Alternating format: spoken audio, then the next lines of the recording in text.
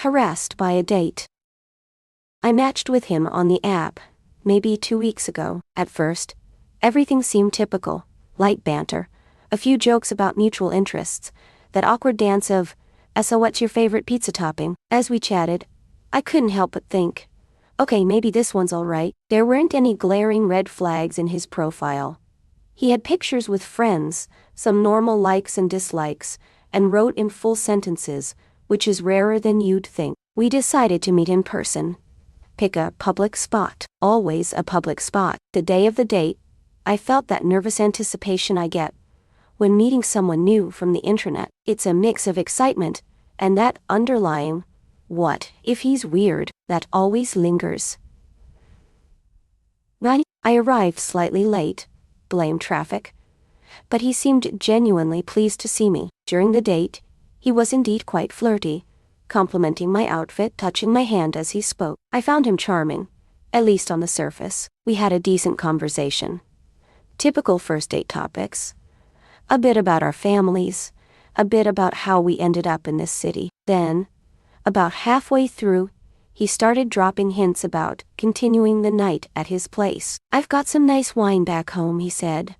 Or we could watch a show? I've got a projector, lines like that. Each time I shrugged it off with a polite, I'm not comfortable, or I'm not that kind of person to jump straight into something. He'd wave it off, grin, say, no pressure, no pressure. But then circle back to it a moment later. It was persistent, borderline pushy, but I managed to dodge it enough to keep the conversation from souring. By the end of the dinner, I was in that hazy zone of, maybe this is going well, versus, why is he so insistent on me coming over? I guess he sensed my confusion, because he spent maybe an entire hour trying to persuade me to stop by his place for just a little while. Looking back, the red flags were popping up like mushrooms after a rainstorm. But me, with my optimism, I foolishly thought, he must really enjoy my company. He also said, hey, even if you don't come, I still want a second date. We'll do something more formal next time. That promise that it wasn't a do-or-die scenario lulled me into a false sense of security. So eventually I said, yes, with the strict condition, I'm not hooking up with you. I might just talk and maybe watch something if I'm up for it. But no physical stuff. He nodded enthusiastically, like it was no problem at all. We arrived at his apartment, and he seemed proud of the space. It was tidy, had a decent living room. My initial nerves actually calmed a bit, because it didn't look like some grimy bachelor pad or a crime scene. But once the front door closed behind me, the vibe changed. He started making more overt comments about how we should get comfortable, tried to guide me to his couch. I remember saying, I just want to talk, right? He laughed, placed a hand on my knee and said, yeah, we'll just talk. Don't worry. Yet the hand didn't move away. I tried to keep conversation going.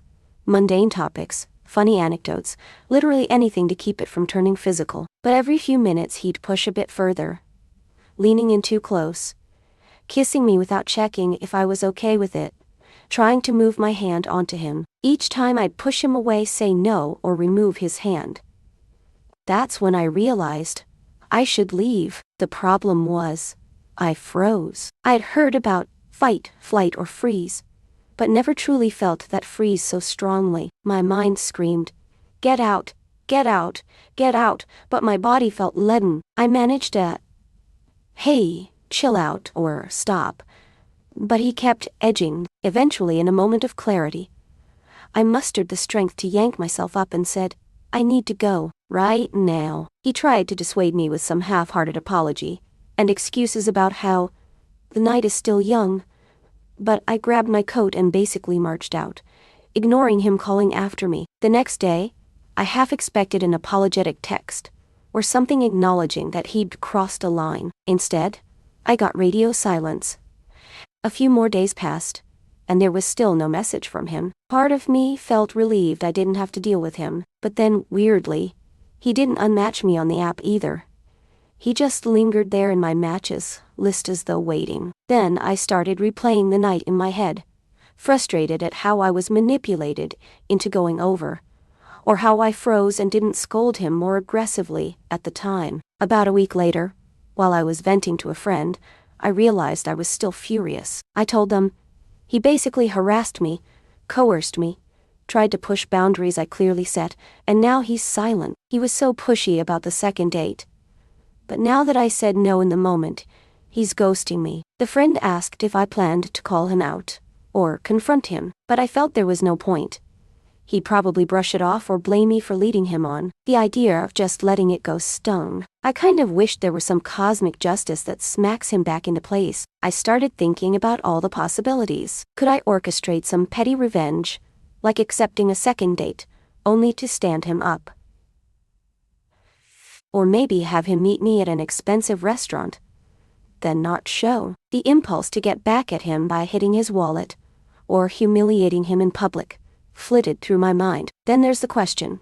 Was this enough to report to the police? He definitely disrespected me, but do I have a case?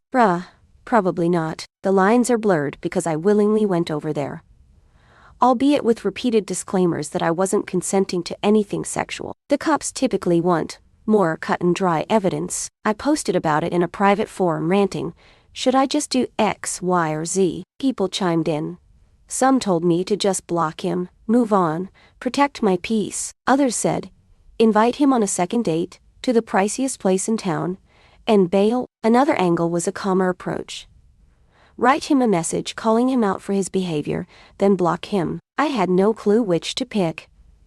A part of me hungered for immediate retribution, while another part just wanted to forget the entire fiasco. At the root though I was, and still am, tired of men who think no is a game, or that I'm not comfortable with that is just a challenge to overcome. The manipulative tactics, the pressure, the boundary pushing, it's also depressingly common. So while I might have illusions of comedic payback, I also wonder if it's even worth my energy. He clearly sees women as conquests, not equals. If I stoop to elaborate revenge, will it fix anything? Possibly not. In the end, I decided that direct contact might just open me up to more disrespect. He'd either ignore me, twist the narrative, or possibly escalate. So I quietly blocked him on all fronts, told my friends to steer clear if he ever asked about me, and let that be that. Some might say that's anticlimactic, but for me, it's enough to stand on my boundary. I said no, and now I'm saying you no longer get access to me. Even if I still harbor an occasional fantasy